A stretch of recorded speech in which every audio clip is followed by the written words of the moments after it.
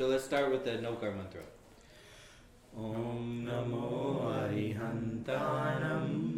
Om Namo Siddhanam. Om Namo Ayariyanam. Om Namo Vajayanam. Namo Loe Savasavunam. Eso Panchanamokaro.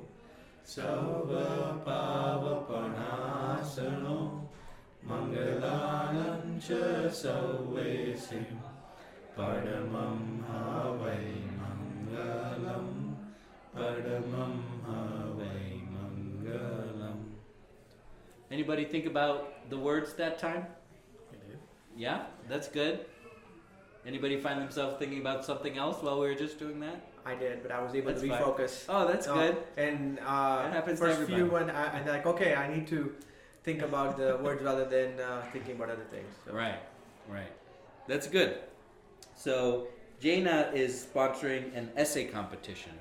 And I thought we could look at the essay, look at the prompt, and discuss it. And we could brainstorm about it. And that way, if you decide to enter, the deadline is May 31st, so you have plenty of time to do it. And if you decide to enter, you'll have a leg up on the competition because you'll have the benefit of all of our knowledge. So there are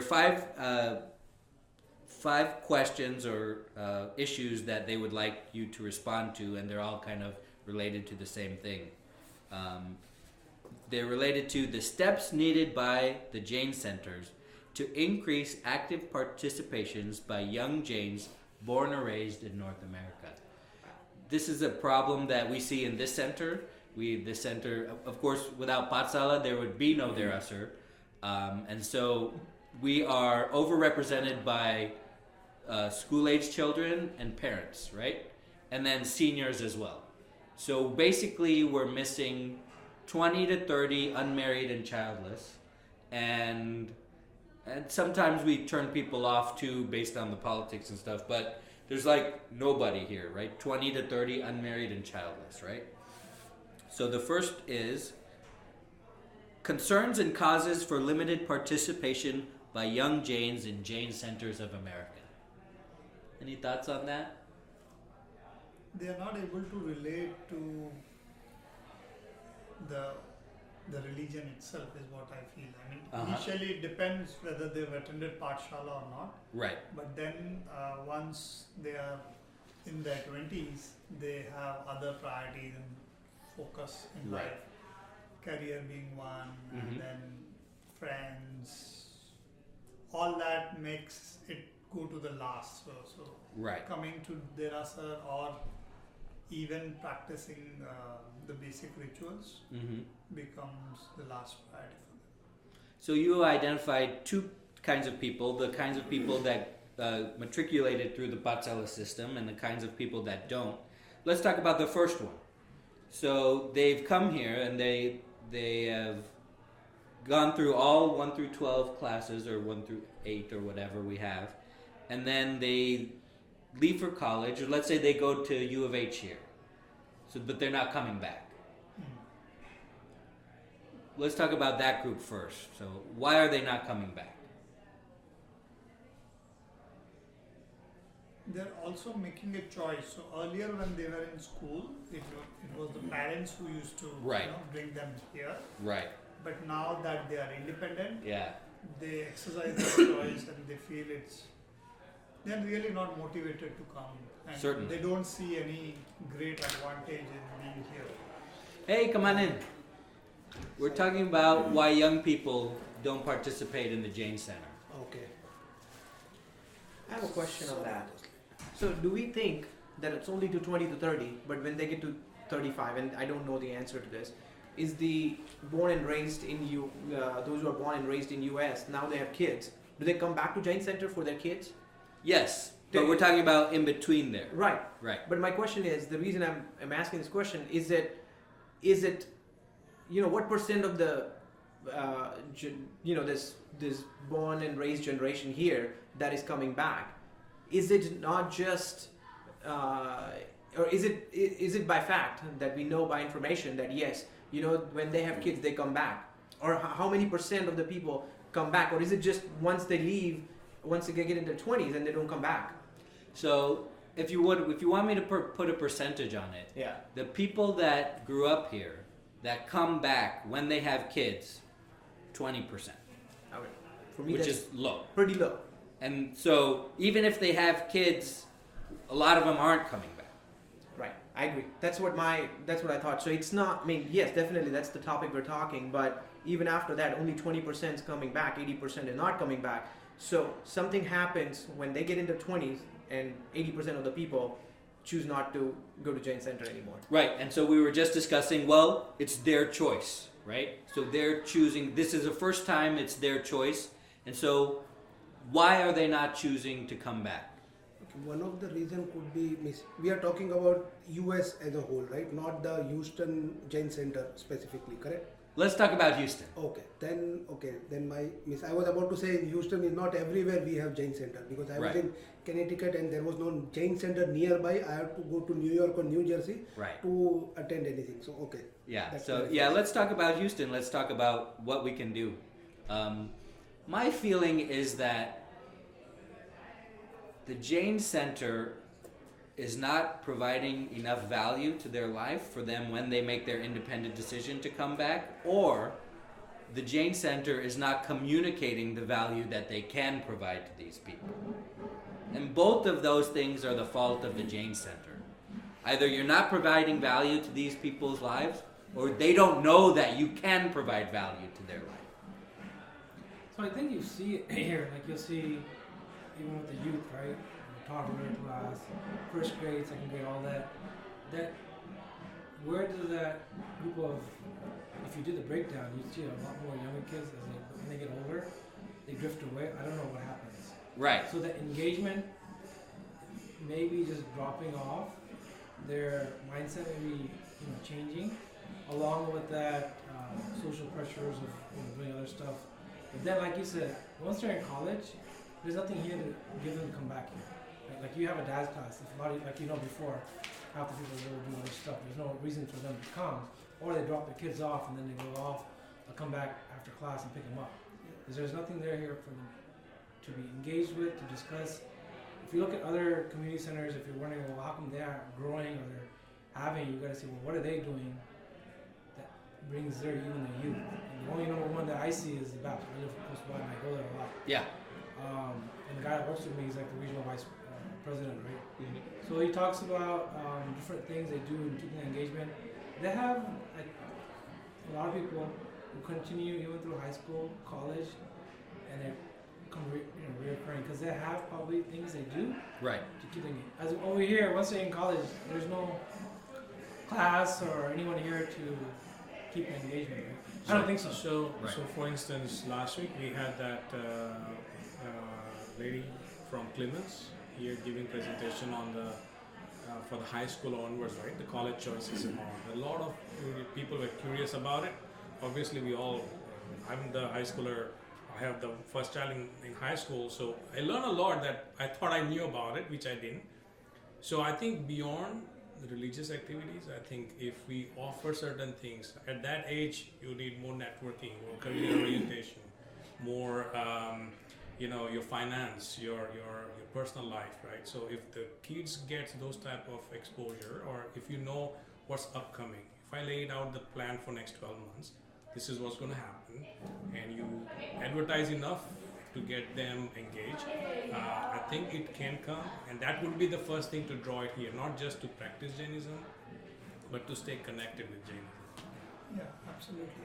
I think it's a good idea. If we have a published calendar, I don't know if it is even possible to Right. plan at least 12 months in advance, but have clear workshops like these, especially around career, and you can bring in industry gurus if that helps, and have one-on-one discussion. Then these young or youth guys can actually come in and stay more connected, and that way, yes, it helps, because once they are in their asar, then networking also can be helpful. So You know what I think is funny is that we were all these people, right? So Right. we draw on our Correct. own experiences to do. That's what I thought was funny about parenting when I started getting into when I started having kids, right? It's like I was a child once, so why do I need to learn about? And then you realize like you don't know like anything about it, right? So, but think about to when you were 20, right? Well, what was going on in your mind? Was the Jain Center the last thing that you thought of, and if so, why? It's because your friends weren't going, right? If you get the right people to come, right, the so-called connectors of the youth, then they will get their friends in, right? But that doesn't mean that you can't provide value. You have to provide them value. Sure. So the next one, reasons for decreasing participation in rituals like giboli, pujas, sapnas, titis, etc. Recommend alternate ways to raise money to meet the expenses of the Jain Center. So, do we find that here in Houston? Is the participation in giboli decreasing? I don't know the numbers. I really Yeah. don't know. Every year I hear that it's higher than the last year. So, not a problem here. So, maybe a problem in But other if there's a places. potential that you could have better numbers, I guess. What I see though, the Giboli is mostly managed by the adults. Right. Correct. And Youth, youth has now it has a little to do with the contribution in a way. Right. From what I see, The grown people have money, right? you're right, and they. I'm kind of trying to think in my mind. For me, what you ask? What brings you back? You know, when I was in Beaumont, the temple was 2 hours away. What brought us here was really not this other things, but just the faith. And the question is, because I mean, we could have other things too. I mean, we could have a basketball here or something, and people will come and play, and then just head out from there. What's the main thing for me is the faith and the purpose for temple in my life. And I think it did not happen overnight, or it didn't happen. It happens over the time. Right. It's the parents and the parents' commitment. Because my parent kind of somehow ingrained in me, and same thing for all of us. Like, parents did it over and over and over. It was not like, my dad did not take and say, okay, now I don't have to go to do Derasa this morning or Puja this morning because so and so and so. He woke up early and went and things like that. So I think we can look at these things, but what I'm thinking more so is a faith. And one thing I've seen in US, as we do, all the parents, as parents, we too, okay, today we have a birthday party, it's okay if you don't go to Pathshala, it's okay if you don't go to Derasa. Today we're doing this, so it's a commitment it's the faith building process that happens over the year. Mm-hmm. But I don't think it just drops off at 20 or 30. So Okay. that's the path I'm trying to think for, Right. based on the questions. yeah, that one thing and other thing. Since we have younger kids, most of us, right? Mm-hmm. So that the main reason we generally come, reason we need temple or we visit temple is for spiritual need and religious need, right? So we enroll them to the class, they learn the Jainism. We also attend Miss Dad's class, or by the time our kids grow up and they get exposed to the world for their college and networking, see, now they have learned our Jainism, but to relate it to the world Right. and have that connection with that, Yeah. they lose that because they see the other thing exciting and they jump onto that world. That okay, we have to, like, we have one family friend, Meena Kapasi and Dilip. So their son Ketan Kapasi, I guess he was the topper in JAB. Mhm. But Oh, now great. he got into college and he moved to Austin and Right. he got a job there. So we don't see him here. Right. So one of the youth. But do they see him in Austin? Correct. Right. No, probably. Right? Correct. Yeah. I think they're And- active though. And are we getting the Jains that come to U of H from elsewhere? Right. No. Yeah. Right. So what about? So that's Giboli. What about? You see young people. You see 20-somethings doing pujas in the temple area. Very few. Very, So Very I think when you say 20-year-olds, is like you go back to people who've been doing it as a ritual from the beginning at a young age, versus people who at least been raised here and end up doing it. I don't think you'll see them. Right. And it's you don't see them doing rituals just because they're not here, or is I'll go back to what he says. That the parents leading them and showing them on a regular basis, they'll get used to that ritual as a youth. But if my parents never did and never took, even though they brought me here, if they didn't do it, there's a good chance I wouldn't be doing it, regardless of me coming here or not. It all starts with the parents. But there was a turning point at some point where you decided, well, it's my choice whether to get up on Sunday and come here or not and do this thing, and it's my choice, and I decided to do it. And then, so what helped is that your parents made that same choice every Sunday for most of your life, and then now, what is making you make that choice? So I think you're talking about the actual Goli and all that Right. stuff. Yeah. And there's going into the mandir. Right. Coming to Bachara or classes and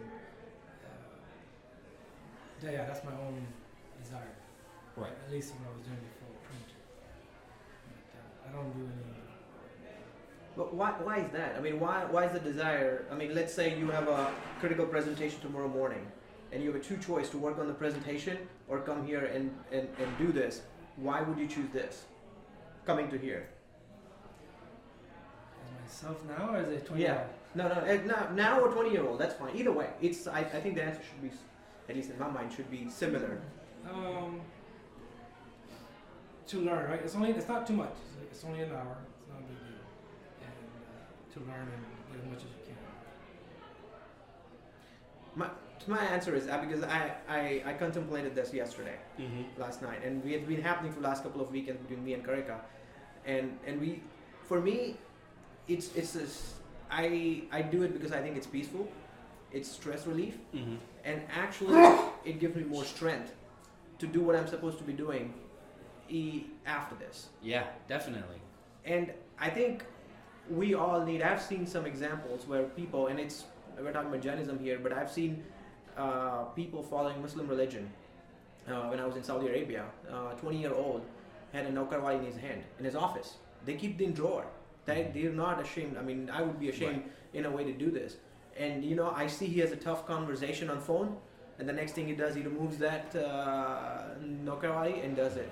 And guess what? After 5 minutes, he's fine. Right. This is Muslim religion preaching. I mean, that's exactly what they do. So for me, I think the reason we come back, and I think the reason if a 20-year-old or 50-year-old to come back, if they believe that it's worth their time, it gives them the stress relief.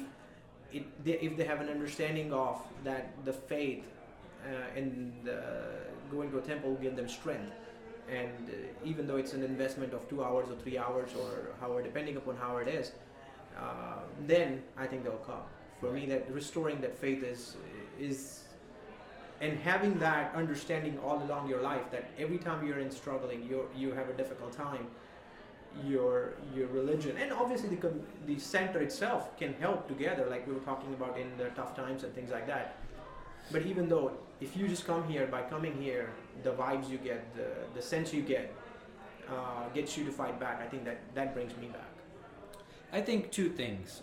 First, I think that, remember we learned that rituals are physical manifestations of prayer, and they're the easiest one. I don't think most people know that. I don't even think most adults, forget about young people, know that. I think most people think of prayer as the mental version, and we learned that that's the hardest one. The verbal version is easier, and the physical version is even easier. So I think that a reframing of rituals as physical prayer is kind of necessary.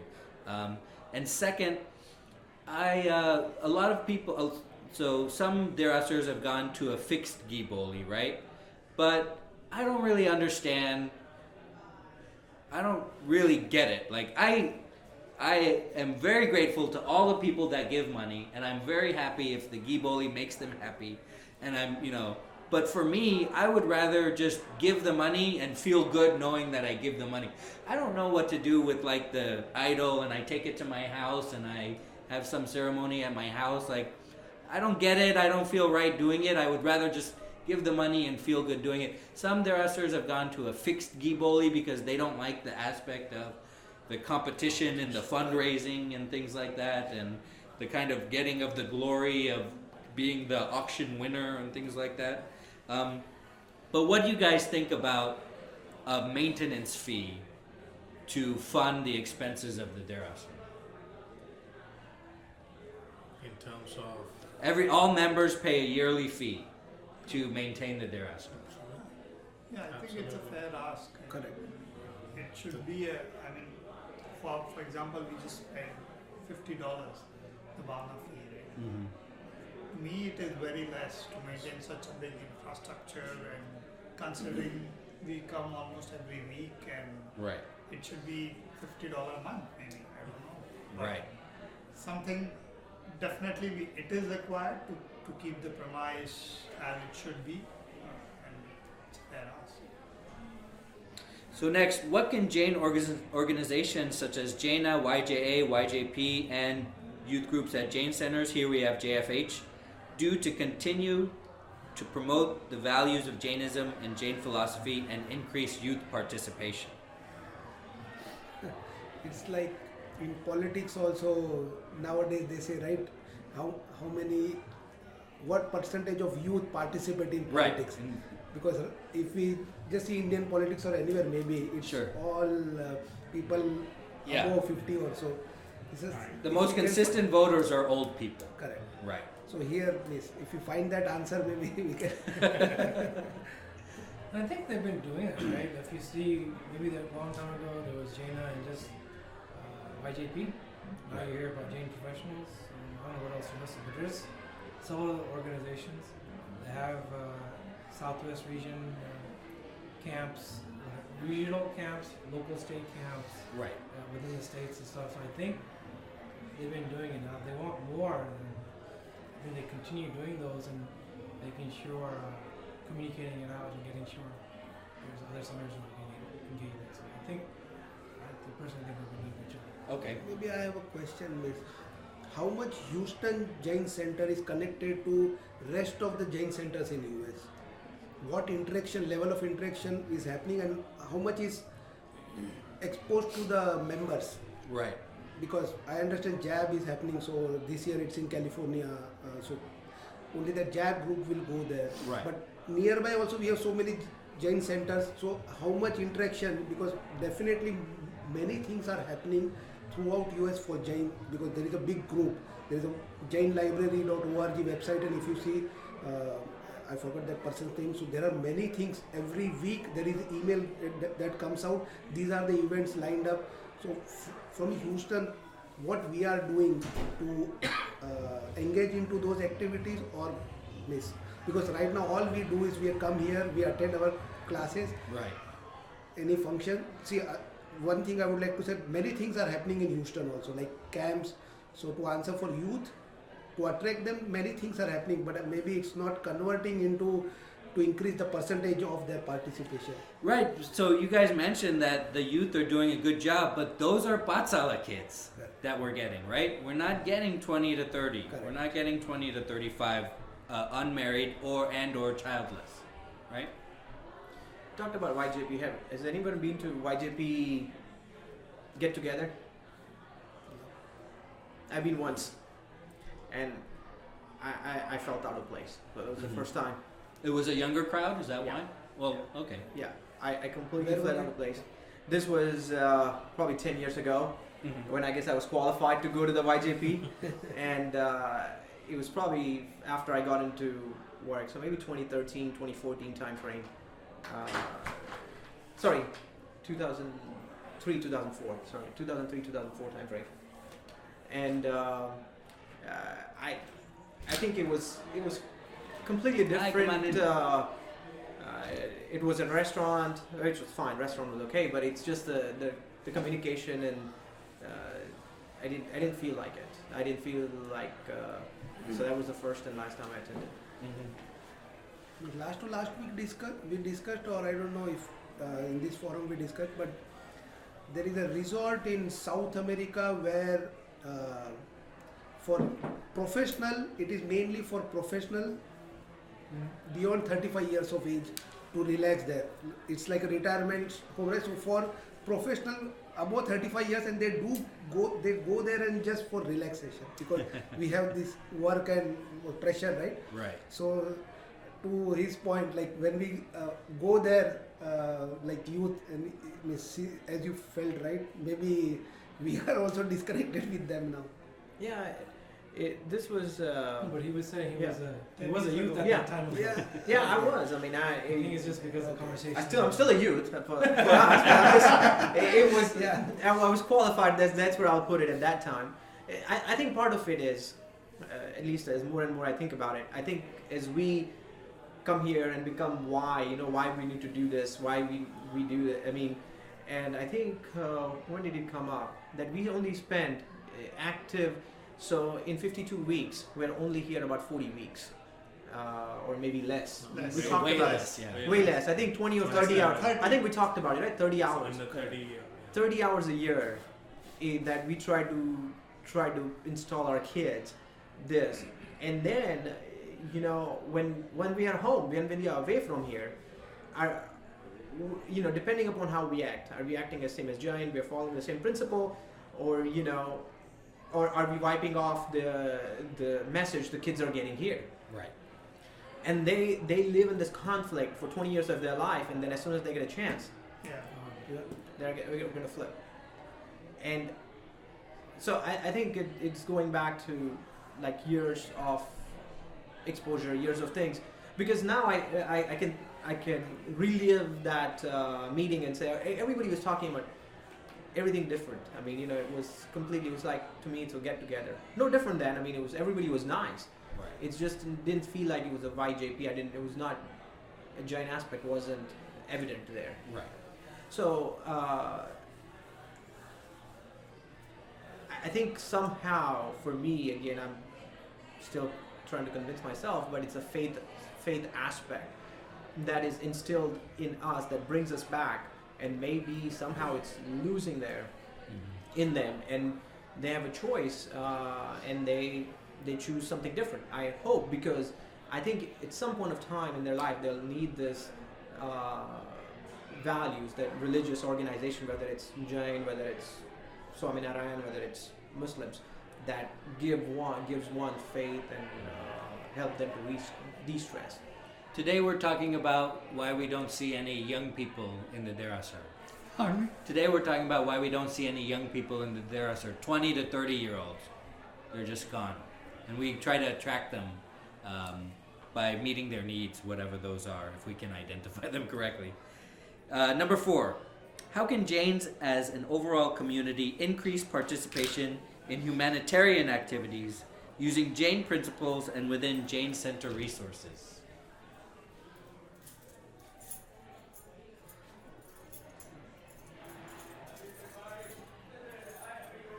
I think in times of calamities, we as a community usually do a lot of things, but it is not always advertised. Right.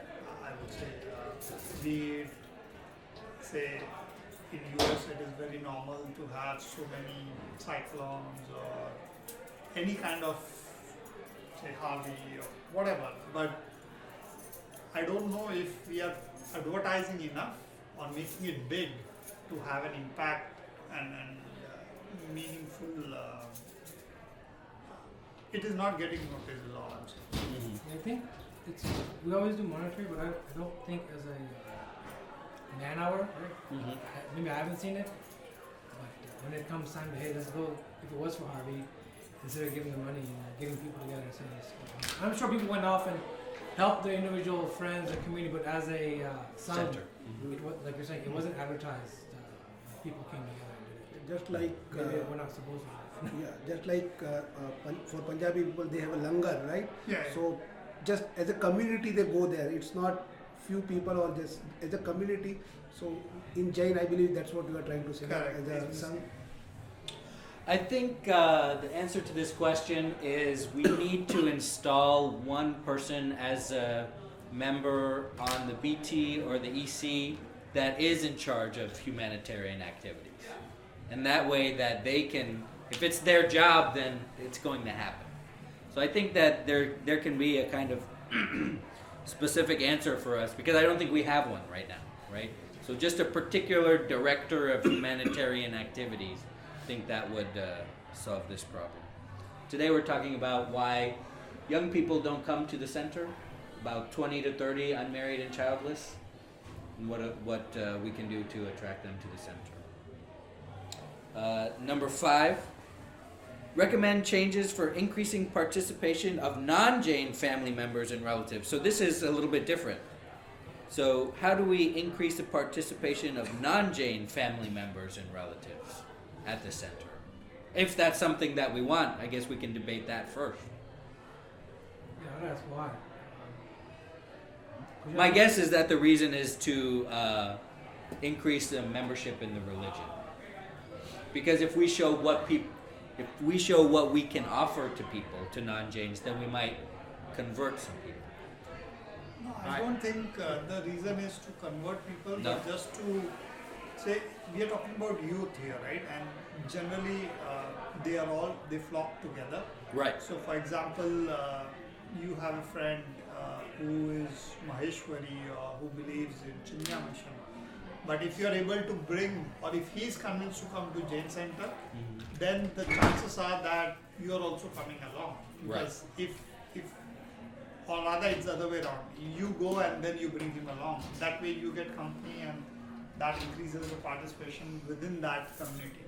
I don't think that question looks at converting people from Hinduism to Jainism. That is what I... Right. Is this only for that age group, or are you saying in general? Let's talk about in general. So are you familiar with the Mormon religion? The Mormon religion, right? I had a roommate in college that was Mormon, and he was from Utah, and they have something in their religion that requires them to do a mission. They call Mormon mission, right? And the mission, and I'm kind of paraphrasing this in short, but it's pretty much approximately 2 years of service anywhere in the world. And it could range anywhere from 12 months to 2 years, depending on what it is. And you put it's like going to college, you put your top 5 picks in that I want to go, South America, and these are my skills, I know Spanish, so I want to go here, or whatever. And then the church will tell you that, hey, this is where your mission is. And then you get deployed there, and your job is to go there and teach people about the religion. That's it. You go door to door, and maybe you've seen them in your neighborhood. They come to your door, they knock on your door, and they say, hey, we want to teach you about the Bible. So I'm not trying to say that we should do the same thing, but it's interesting to see how they're doing that, right? And if you're looking at specifically this millennial age group, if you will, their reason to do something is a cause, right? It's an experience, or it's a cause, or it's some kind of attractive thing for them to go do something. And this is a very good attractive thing to go do something, because it's a cause, right? So I think that, we have to think out of the box in doing that. And I think the word conversion is different. I think when everyone thinks conversion, it's like, hey, you successfully converted someone. It's a sales thing, right? Conversion is a sales topic, that you converted someone from something else. We're just opening our doors to say that, here, this is available. If you choose to take it, then it's yours. There's no conversion required. You can be both. There are lots of members of our current Jain society that aren't Jain too. Or they're married to someone that is not Jain, and they still come, right? So it's not about conversion. That word conversion shouldn't probably be used, because it has a little negative connotation that you're taking something away from someone. So as a positive connotation, it would be, you're gaining something, you're getting something more for it, right? What do you think the top thing that Jainism has to offer to a non-Jain that will help their life, that they, for example, don't get in other places, like Hinduism or Catholicism or something like that? What idea or concept? Is it ahimsa? Is that what we can offer that other people don't offer to add value to somebody's life? Well, I think it's ahimsa is definitely our one of the principle that I think it doesn't have to be the most important one to us. It has to be the most important one to non-Jain people. So it might not be the ahimsa. For me, all the religions offer this values. Right. Right. I mean, it's not. I mean, yes, ahimsa is probably in Islam, it's probably in Christianity, it's probably in Swaminarayan, it's everywhere. Right. It's where you feel comfortable gaining that knowledge. I remember as a young, I was completely lured by Swaminarayan, not the BAPS, but there's another one. I was going there every day. And you know what lured me was the connection. They were able to connect with me. Their Swamijis were available when you have question, when you have difficulty, they were able to help you. The youths, other youths, like people of our age at that time, like for example, were able to, if I have a question on computer science and I don't know programming, they'll say, okay, go see this person and he'll help you to do that.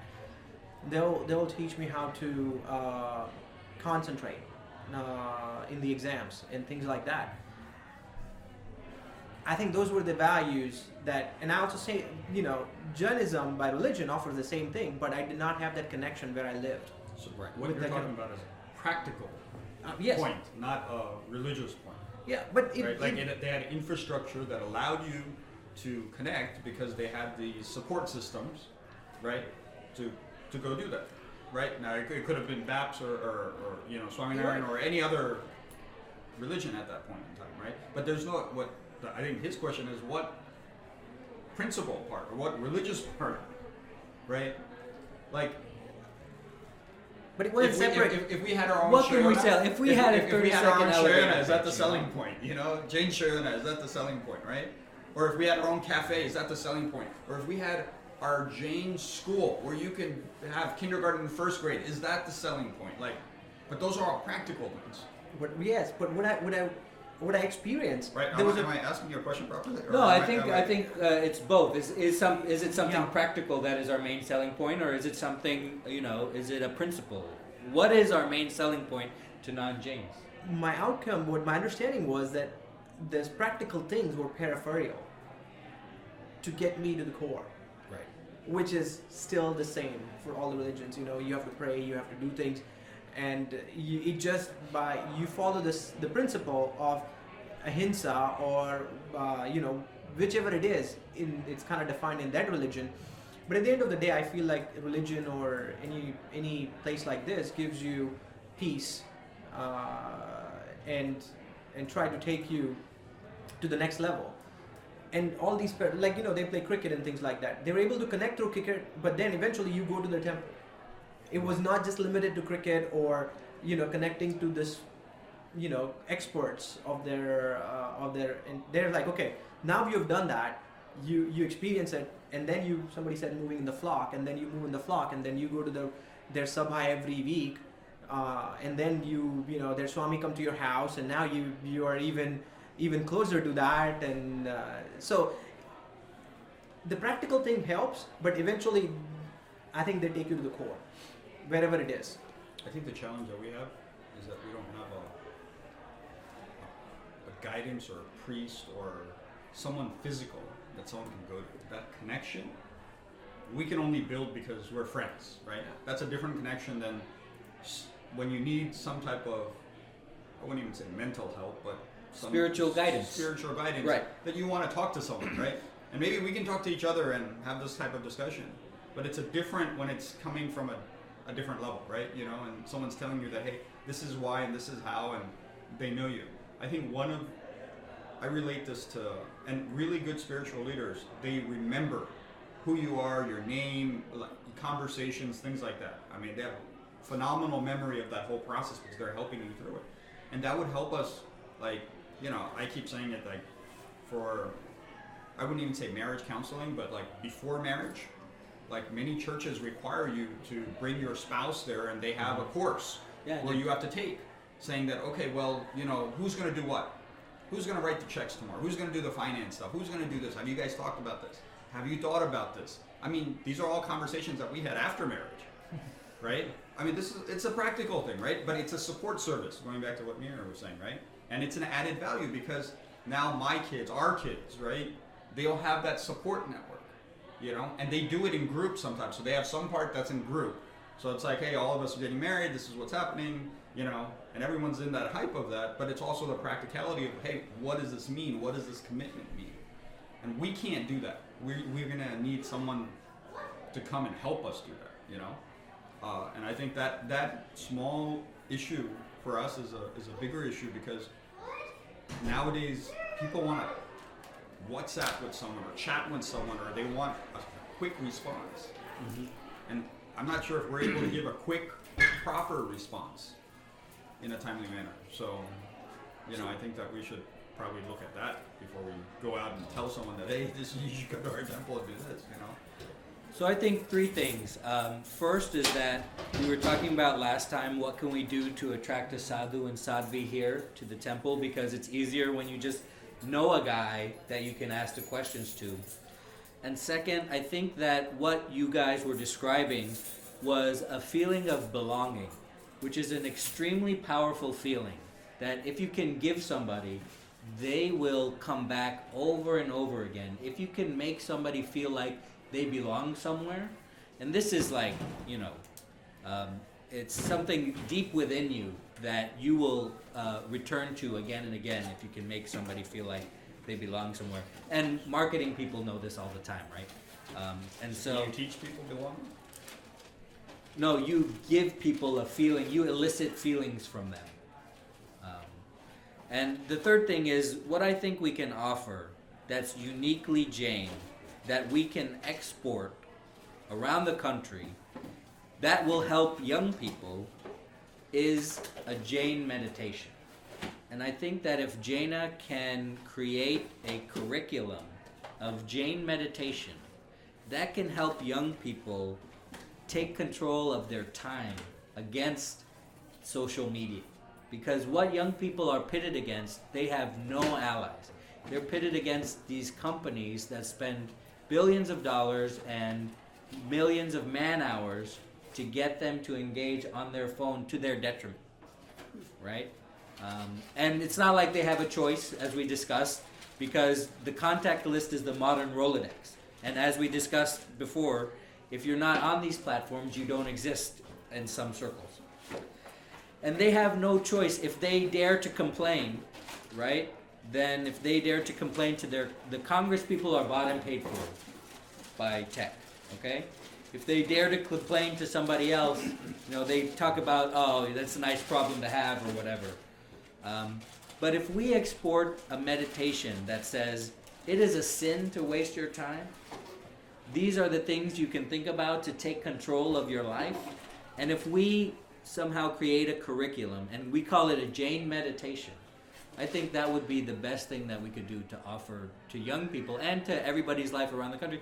That could be something that we're known for, is a particularly Jain meditation, because we have all these concepts to think about, right, that we've been discussing this whole time. We have the concepts of, thinking about what the words of the prayer means, thinking about how lucky you are to be in this life, thinking about how precious your human life is to make conscious decisions to perform samvara and nirjara, thinking about avoiding the wasting time. And that's something you're not going to get in a Buddhist meditation. When people think of meditation, what do they think of? They think of a Buddhist meditation, right? Now it's slowly coming apart from Buddhist. Now it's becoming like a kind of secular mindfulness, like, oh, I'm not really a religious person, but I do meditation, it helps me out. If we can get some people to think about, well, this is a Jain way of doing it, and it's like a Jain meditation. I know that meditation will help me. I think that's a good way to draw people. Don't we have it? I mean, we have it. For Yeah, years. do we have a Jain meditation? I don't know. I looked it up. I couldn't find anything. I call it Samaik. Yeah, that's true. It's That's absolutely true. That is a Jain meditation. But is what you think about and what you're supposed to experience like written out, defined somewhere? So that's where I go back to our, it's you define that over 20 years of your life, and you decide what to do in that 48 minutes when you Right. when you practice it over the time and time. Nowadays even social media has a solution for these meditations where they sell you ads of going to these yoga places that charge you like $50 per hour or whatever. Right. So you basically give them money so you earn more and more stress, and it's just a cycle that you're in. But what I think is, going back to the questions about the youth and things, it's back to us. It's back to us as a parent, and the 20 hours at Jain Center is not enough. We have to install more thousands of hours, so that they come to that stage that they can adopt that what we have and practice it. Because if we say somebody at 48 minutes, you just sit down and don't do anything, it won't work. Right. But if it's implemented over the years, then it may stick. You know how these meditation apps have guided meditation? Mm-hmm. Well, what about a Jain guided meditation? Like what would you find Jain? Like for a Jain guided samai, meditation? like if you sit down to do a samai, well then somebody is reminding you what you should be thinking about. Well, if you're saying Samike is 48 minutes, and you're trying to reach this age group that doesn't have 48 minutes. You have to work your way in there. So we have to come up with a 4.8 minute and then go to 48 minutes, Yeah. You know what? Because for them, time means something, right? And Sure. they don't realize, it's like now, right? So even the meditation app, what's the one that we use? Headspace. Headspace, right? So Headspace, they have the 5-minute one, Right. then the 10-minute one, right? Mhm. They don't start at 50 minutes, right? Right. They start at the 5 minutes, and it's like you have to do 6 or 7 of them before you get to the 10-minute one. Right. So I agree with you that it's a perception that we don't have time. But as you know, as busy as you are with all the stuff you have, you could find 48 minutes for yourself. Same way a 20-year-old can or should be able to do the same thing. it's a different time in life. It's a different time in life, right? So I have kids. I understand the dilemma. At 20 years old, if you told me, hey, you got to spend an hour doing something, I'm like, hey, can we hire someone to go do that? Right? Like I'm like pushing it off because I want to go do something that's for me more important at that point in time. So setting those priorities don't happen at 20 years old. They happen at 6, 7, 8, 9, 10 years old. Exactly. Right? So, this is like the Magic Bus thing, right? So the guy that developed Magic Bus, right? He was a director of Cox and Kings, the travel agency, the biggest travel agency in the world, out of London. Goes to India, sees this homeless problem that, hey, these homeless, there's all this people that live in the slums and they're all homeless. Oh, this is easy. I can get these guys a job. So he calls his CEO friends and he's like, hey, Mir, hire this guy here, hire this guy. They failed. The story's amazing. He did the right thing, right? He solved the problem. That guy needed a job. He got him a job. But he didn't have these soft skills to go ahead and do that. So, you would be missing a pencil and a ruler and this and that, and they wouldn't show up on time. They didn't know how to talk or articulate their problem. So they would fight with you. This doesn't happen at 20 years old. This happens from 5 years old. So they went back and they started doing Magic Bus at 5 years old, right? So they could convince not only the child, but the parents that, hey, this is the right thing to do, right? Now they have a success story and now they have 400,000 kids in the program and they're blowing and going. So it's this thing that, we're trying to say that, hey, we want to go for this millennial age group, right? And we can't do that unless they know what their priority is, right? And if they know what their priority is, then Samike is not an issue for them. Exactly. So as we talked about, we have to start early. As parents, we have to start early. This Jain meditation, we implement. We can start. Like for example, if I get Nirek to sit for 5 minutes right now, I can hope to when he gets 20, he will have 48 minutes. So when his friend comes over to play and they're playing and they play for 20 minutes, do you tell them that, hey, all you guys come out and sit down? All right, 5 minutes, we're gonna do this, whatever. I could make that choice. No, I'm not saying you specifically. No, I'm it's just saying true. like this is, we're talking about, we talked about bringing others to, and I bet you that kid goes home and tells his dad or mom that, hey, by the way, did you hear that, hey, you know what? I don't like going to Nirek's house because his dad makes me do this thing for 5 minutes every 20 minutes, Or he might change. He might say a different way. Hey, Dad, Dad, why don't you doing- come? Yeah, no, that's. I'll share you an experience with you where I had that discussion about nonviolence with a kid, and we had that again.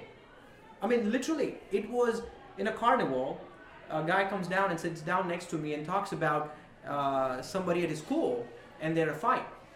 And he just sits down because he's like, well, he's my enemy. And I'm like, okay, how can you, I mean, these things happen to even the kids. And I think sometimes and again, I'm completely agreement with you that it doesn't happen at 20, we have to start early. Whether it's sitting down 5 minutes when kids come, I think that's a great idea. I will try it. I might not be the popular one, but I think that's fine. Listen, we're gonna do some pool party soon. We'll beta test it. We'll beta test Everyone out of the pool, and see how it works. I mean, if we can do at least, let's make the goal realistic. If we can do 2.5 minutes, we succeeded. If we do 5 minutes, we're golden. You know? As good as your goal is, I think it'll work. No, if you go to a community pool, they will force the kids out every day. Yeah. And that 5 minutes is rough. Win.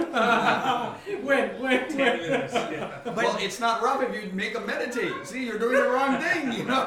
That 5 minutes, you feed them, you give them water, you tell them. They're not hungry. They're waiting for that water. Like, nothing's wrong with So it. for those that came in late, we discussed this because this is a Jaina essay competition, and then these are the things that are on Jaina's mind. The competition ends May 31st. We brainstorm all this stuff so you can have a heads up. So if you want to enter the essay competition, you know what to think about, you know what to write. Kids or is it for? No, this is for adults. It's for young. No, it's for anybody actually. Yeah, and it ends May 31st. So thank you very much for coming this week. I really appreciate it. Thank you.